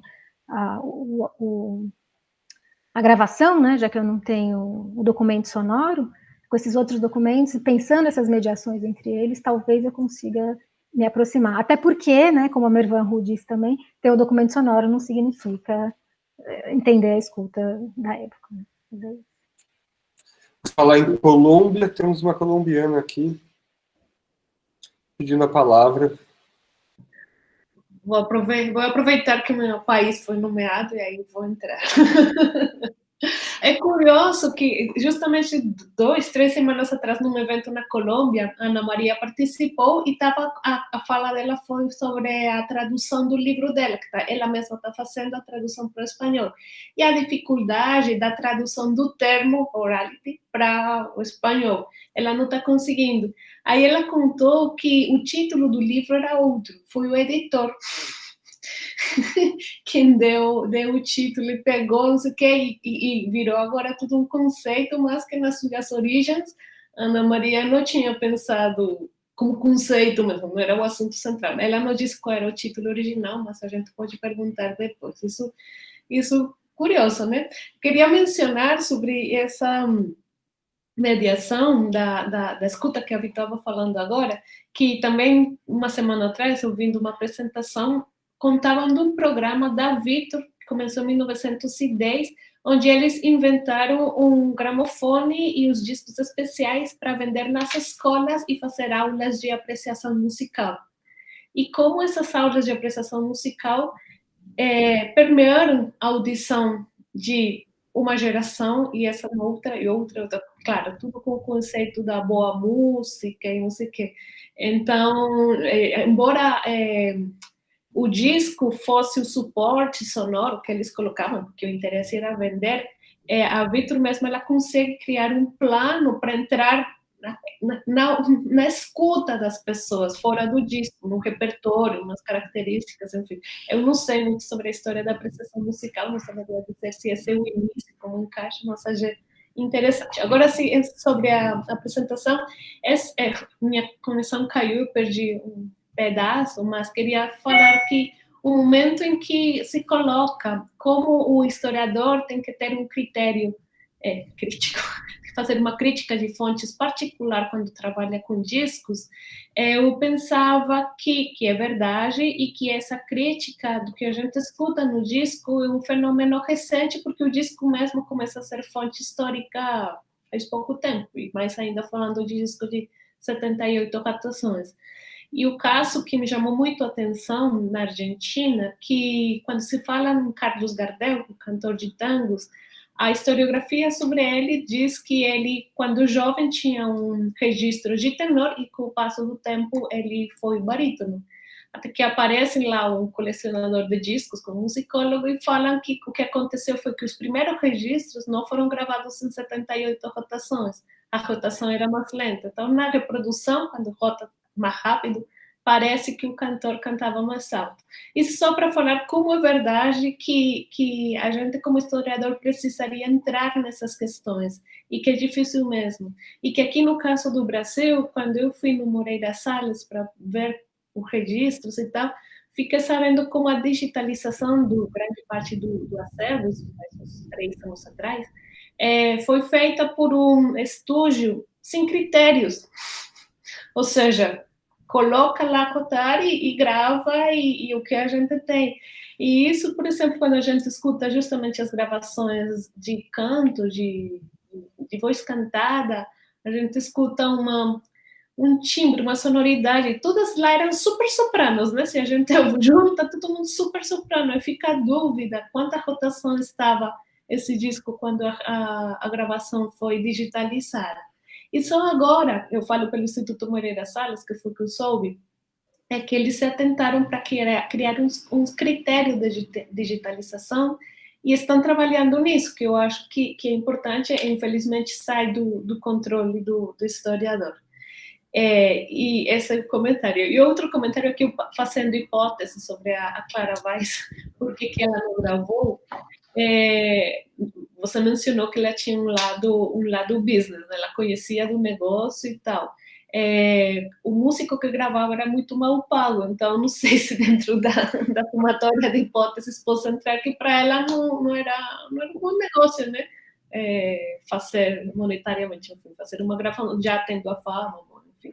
Era só esses comentários que queria fazer. Gostei muito da apresentação, também não tenho respostas como chegar a criar essa audição, mas com certeza as fontes escritas e o trabalho dela detalhado que você sabe fazer muito bem vai dar as pistas. Obrigada, Ju, obrigada pelos comentários, por essas informações aí. Achei super legal essa ideia, essa história da Ochoa, né? Porque eu não imaginava que esse termo de oralidade não era dela. O livro está lá do outro lado, ele estava do meu lado hoje de manhã. Mas eu acho que ele aparece, né? Aparece no texto, a orality e tal, mas que ela não pensou como título, isso é interessante. Mas os franceses citam muito ela também, esses estudiosos do teatro e tal. Essa coisa do Gardel, isso é fantástico, e aí eu acho que tem tudo a ver com um desses protocolos que a Mervan propõe, que é tentar escutar no equipamento da época, no caso com a rotação na qual o disco foi gravado, né? E tudo isso influencia na escuta, né? Quer dizer, os primeiros cilindros lá, não sei nem se eram os cilindros que eram feitos, que eram ouvidos também com pequenos fones, né? Quer dizer, a escuta é completamente diferente, né? Você que já teve oportunidade de ouvir muita coisa em gramofone e tal, eu tive pouquíssima oportunidade de ouvir. Enfim, mas com relação a essa hipótese, é possível, né, dela não achar que não era economicamente interessante, mas eu não sei, porque todos os grandes gravavam, né? Pô, a Sarah Bernard gravou, o Gardel, Tita Rufo, o grande da ópera lá, o outro, que veio para cá também, enfim, Schipa, né? Enfim, não sei, eu acho que era, mesmo para alguém que ganhava mais se apresentando nos palcos, acho que o disco era uma forma de circular, etc. Talvez, para não ser para ser economicamente desinteressante, é porque não sei se eles ganhavam por número de discos prensados ou por gravação, né? Teria que pensar também nisso. Mas, enfim, vou refletir sobre essa possibilidade aí.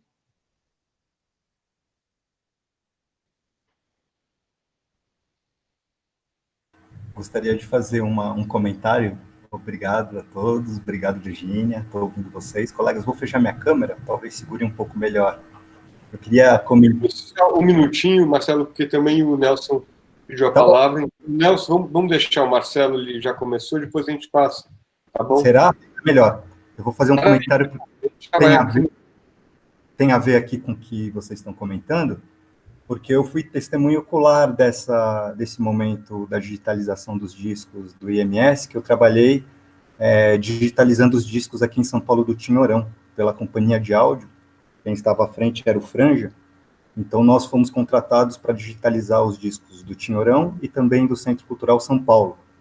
E o que você está trazendo é um dado importante, porque à época os discos do Franceschi, no Rio de Janeiro, já haviam sido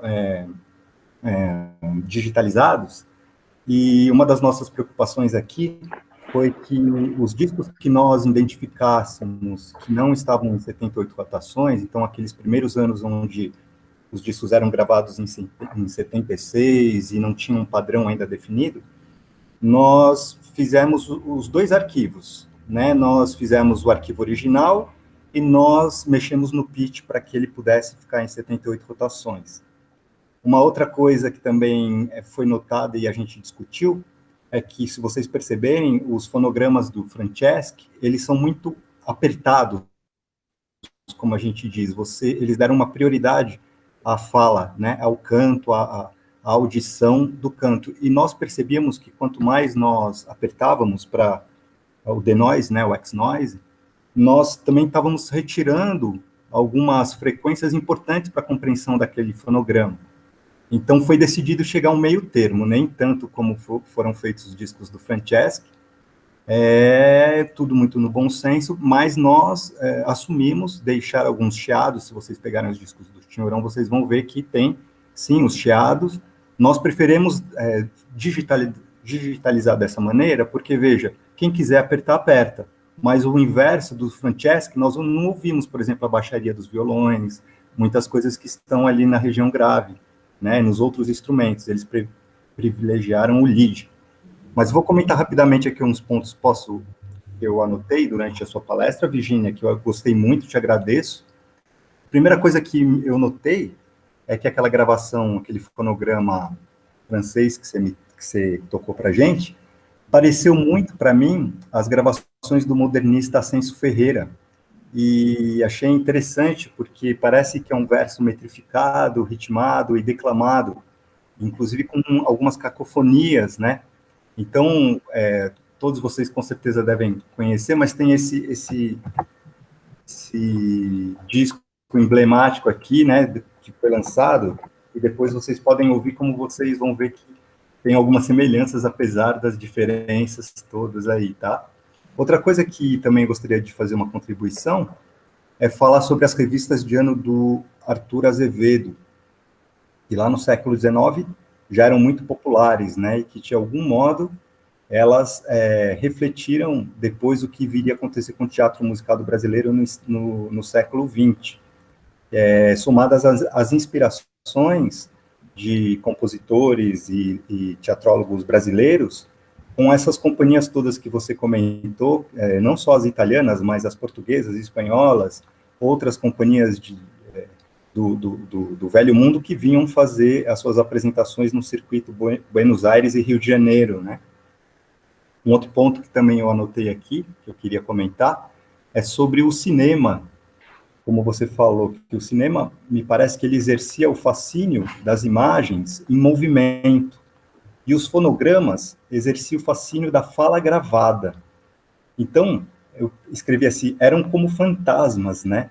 As imagens e áudios registrados e reproduzidos, uma pergunta, roubavam a áurea do original? Toda essa discussão que se faz e tal, que nós já vimos aqui nos outros encontros, né? Então, os conteúdos eram adaptados ao que a tecnologia da época permitia. Nós já falamos isso, se formos pegar as músicas, as bandas de metais, né, as bandas do corpo de bombeiros e os palhaços cantores se destacavam muito. Já alguns outros instrumentos sem muita projeção não soavam bem, então por aí já eram limados. Então, se a gente pega um catálogo de discos, a gente também tem que levar em consideração os avanços técnicos da época, né? Então, em 1927, com o advento da gravação elétrica, isso começa a mudar, que é aquela análise que a gente, dentro da musicologia, fala, por exemplo, de um cantor, Francisco Alves, que tinha uma potência de voz, e depois você entra com Mário Reis, que é um outro tipo de emissão, mas também está relacionado ao desenvolvimento tecnológico da época. E aí, falando sobre isso, a maquinaria e a tecnologia empregadas nas sessões de teatro musicado, como você está trazendo, elas não podem ser desconsideradas realmente. E a gente pode conferir essa evolução até o explodir do cancan e as peças férricas, com aquelas montagens faraônicas, né, com efeitos visuais e sonoros inimagináveis talvez até hoje. O que foi possível fazer naquele momento do desenvolvimento do teatro musicado do começo do século, até ali a década de 40, 50, o que aconteceu com esse teatro musicado no Brasil.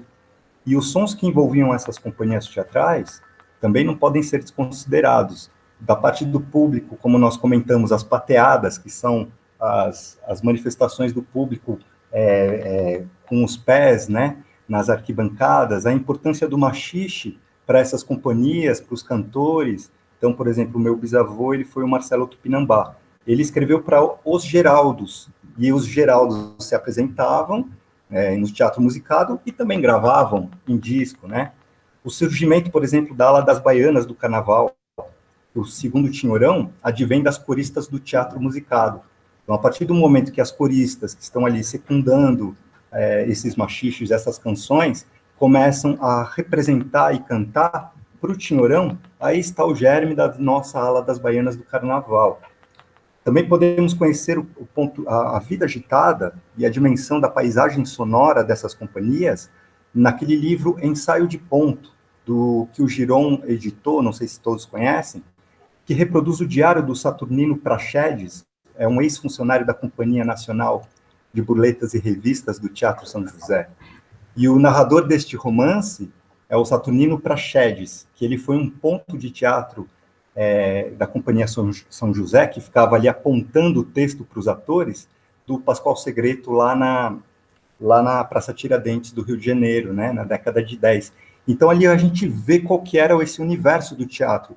Tudo funcionava em torno do teatro musicado, desde as prostitutas até os prefeitos tudo funcionava em torno do teatro musicado. Acho que isso é bem sintomático, dá para perceber, e como que era uma vida que não se descansava, quer dizer, tinham apresentações sucessivas, e depois todas as festas, onde esses atores, atrizes, teatrólogos, e também personalidades da sociedade se misturavam em outros momentos de confraternização. Então, ali a gente ouve muito isso nesse texto do ensaio de ponto, quando a gente lê, a gente escuta essa sonoridade muito, realmente muito retumbante ali do que estava acontecendo nessas companhias de teatro musicado.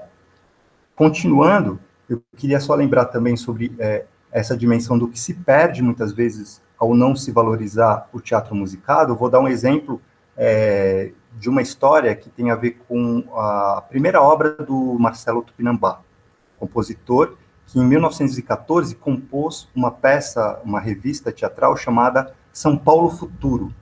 O que acontece? Na fonografia ficou registrado um maxixe gravado pelo Baiano, considerado o primeiro maxixe com letra da história da fonografia brasileira, né? Mas acontece que São Paulo Futuro, dentro da revista, que eu tive acesso às coplas que eu encontrei lá na Biblioteca Nacional, tinham várias peças musicais, com letra em espanhol, letra em italiano, barcarola, tinha outros estilos musicais que não só o maxixe. Então, às vezes, uma pessoa desavisada que vai na fonografia, na história da fonografia, e encontra esse fonograma, às vezes escreve que São Paulo Futuro foi só um maxixe com letra, mas, na verdade, foi uma peça musicada com muitas outras músicas e ruídos que nós desconhecemos hoje. E, para finalizar, sobre isso que o Cacá comentou, me lembrei, Cacá, sobre a Dina Delfrus e o Lévi-Strauss, né? Caiu? Para São Paulo, na época do Mário de Andrade, e eles eram do Museu do Homem, a Dina era do Museu do Homem, lá da etnografia em Paris. Então, essa questão do velho regime, que está em decadência, e toda uma preocupação da etnografia que surge ali na França, eu acredito que também favorece essa escuta pelo outro e nos traz, talvez, essa possibilidade de que hoje aqui a gente está discutindo. Então, acho que eram essas as minhas contribuições, quero agradecer a oportunidade e obrigado, até já.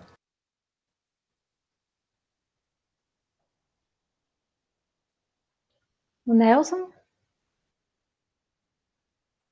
Está sem microfone. Oi, estão escutando agora, né? Sim, agora. Não, então, muito legal, Virginia, também gostei muito da sua apresentação.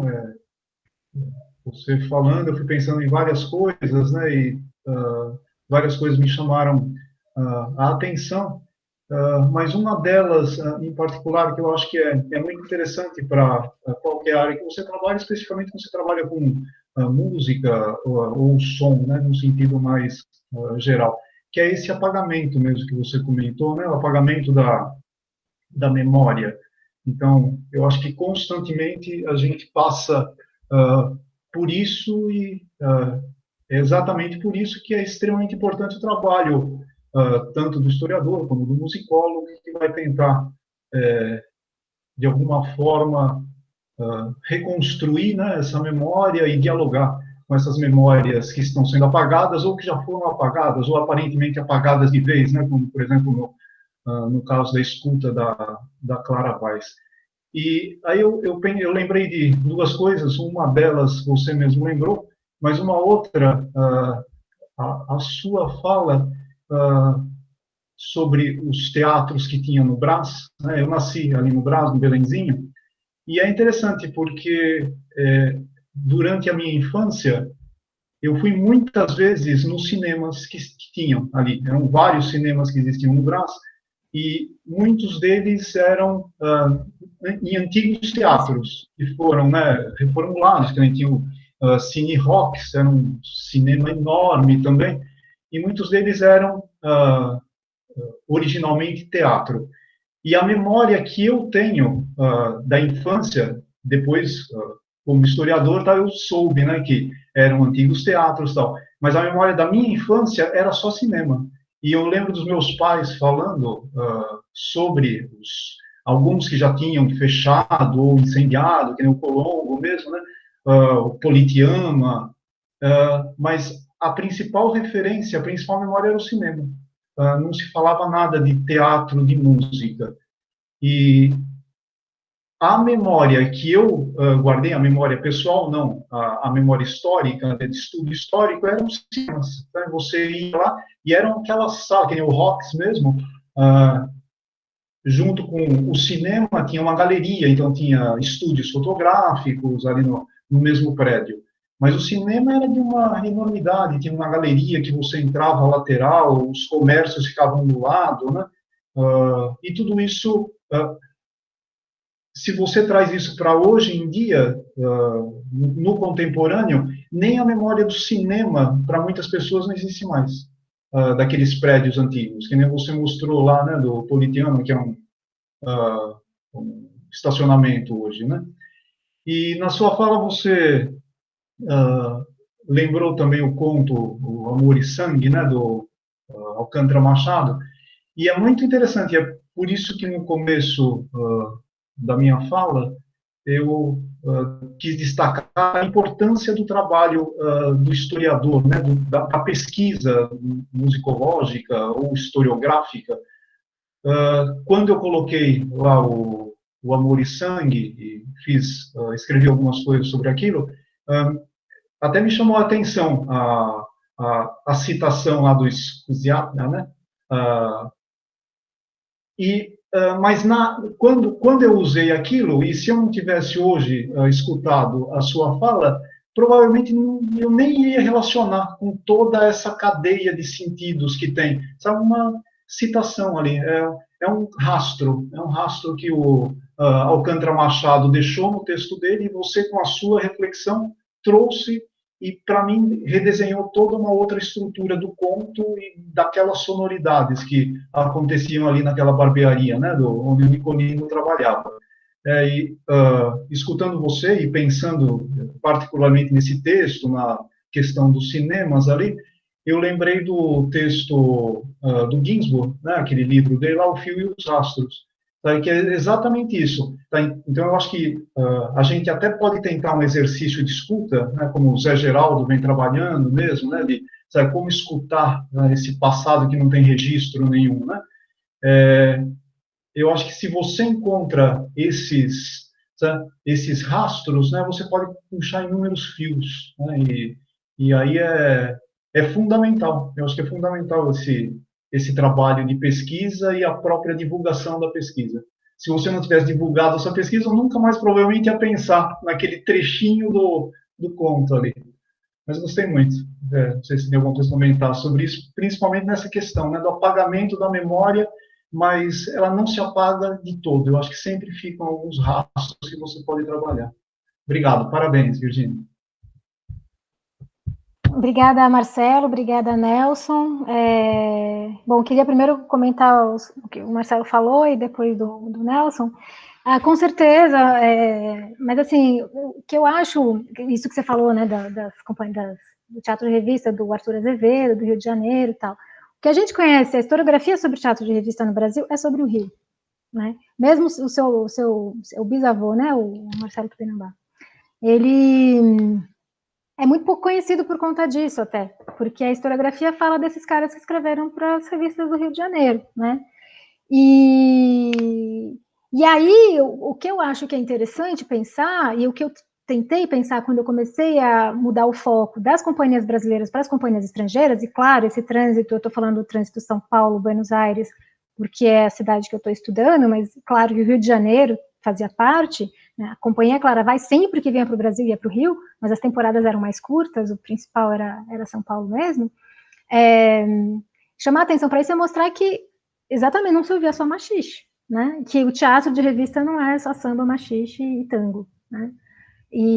Desculpa, o teatro musicado, né? Porque não era só revista, começa por aí, tinha todos esses outros gêneros, né, que estavam em torno disso. E esse exemplo que você deu de São Paulo Futuro é ótimo, né? Não é só São Paulo Futuro, o Boato, que é considerada a primeira revista, né, de São Paulo, que a Denise trabalhou no mestrado dela, Denise Fonseca, e que também, né, tem músicas em espanhol, muita coisa em espanhol, por conta das companhias de zarzuela que vinham para o Brasil, justamente essa influência estrangeira. Seu bisavô também, ele foi influenciado pelas companhias de opereta e pelas companhias de zarzuela, né, que tinham uma força super grande aqui.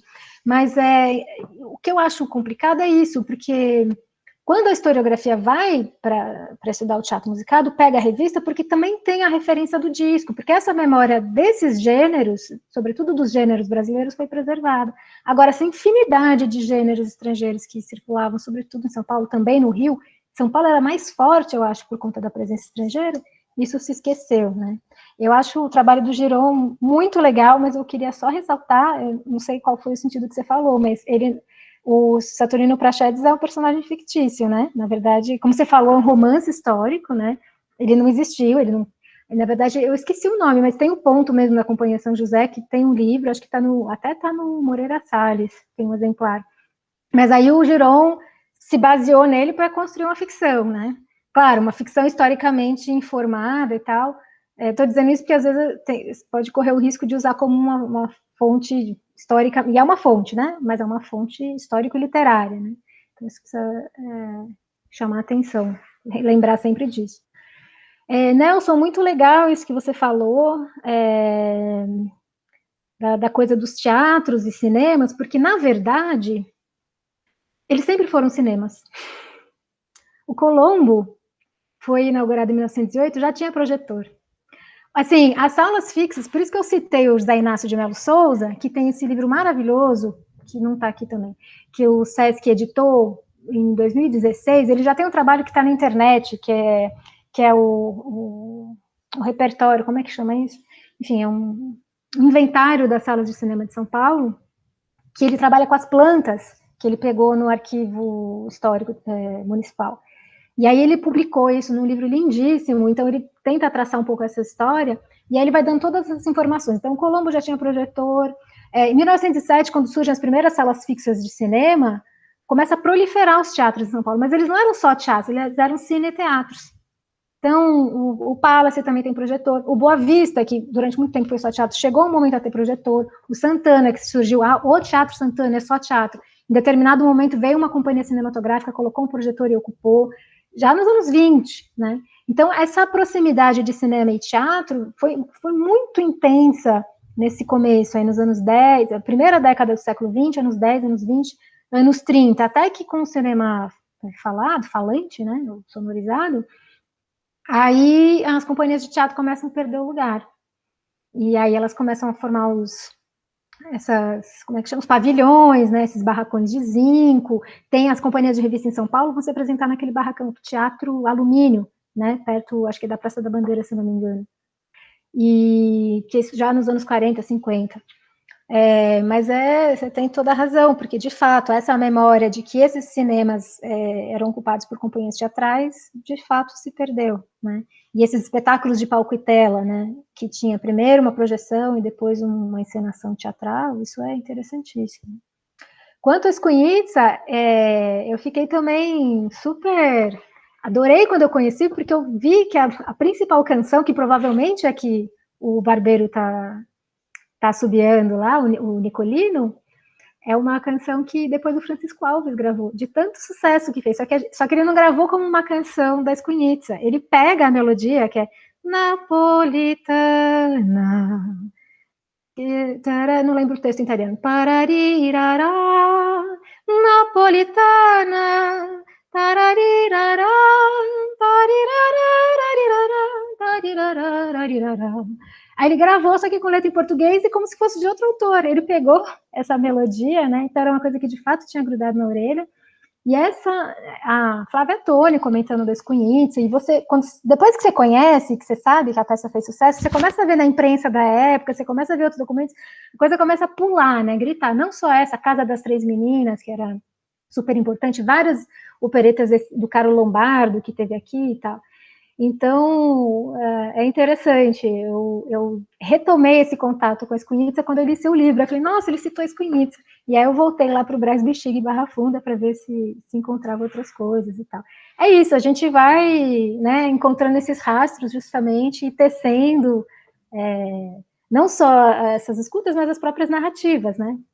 essas narrativas que a gente vai construindo, né? Sempre a partir dessas ligações, num primeiro momento que a gente nem pensaria que estavam ali existindo, e de repente a coisa, né, depois que você conhece o repertório, grita, né, chama muita atenção, é muito legal essa experiência. E queria agradecer todo mundo, agradecer o Kaká, agradecer a participação de vocês, cara, que foi um debate quentinho, né? Oi? Foi. Não, aqui a gente tem, né, essa turma nossa aqui, que eu acho que já é o germe do nosso encontro no ano que vem, né? Um simpósio sobre esse assunto, que eu acho que a gente precisa juntar com essas cabeças para começar a ferver isso. Mas acho que o Marcelo pediu a palavra, não é isso, Marcelo? É só para complementar, eu moro aqui na Barra Funda, e a gente tem o Teatro São Pedro, né? E é um dos poucos teatros que estão preservados, mas na origem ele era um cinema, né? Cinema. E eu queria comentar um pouquinho também sobre o que o Nelson está falando. Eu acho que o teatro musicado ele sofreu uma pressão do cinema no sentido de que as peças que eram em 3 atos, a gente começa a observar que elas começam a virar espetáculos por sessão, às vezes até de um ato em 45 minutos. Então, além disso fazer com que a produção vire uma produção, imagina, 3, 4 sessões diárias, a gente também tem uma disputa, talvez, aí por conta tanto do cinema, que chega e tira um pouco esse protagonismo do teatro, mas também impressiona por conta dos preços, para ficar competitivo com esse cinema. Então, isso dentro, pelo menos, do que eu observei dentro das músicas do meu bisavô, que são fundamentalmente lançadas no Teatro Musicado, em São Paulo, o que a gente consegue observar é que as músicas também, que eram antes, por exemplo, em 3, 4 partes, elas vão se fixando em 2 partes. Então, a gente pode também, pelo menos, dentro do estudo que eu fiz, da obra do meu bisavô, no mestrado, lá com a Flávia Toni, eu consegui verificar que a própria canção brasileira, ela também está fundamentada nesse momento, quer dizer, as polcas e os choros, a gente começa a ver os machiches, e até na década de 30, quando o Tupinambá faz, por exemplo, o verso e refrão. Na década de 10 eram músicas bipartidas, tinha A e B, e já na década de 30 a gente já vê isso.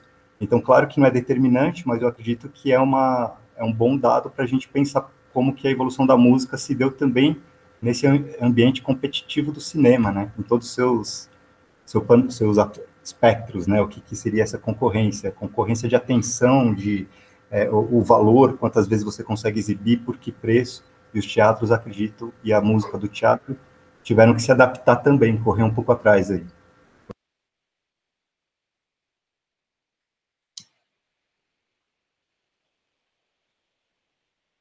Excelente.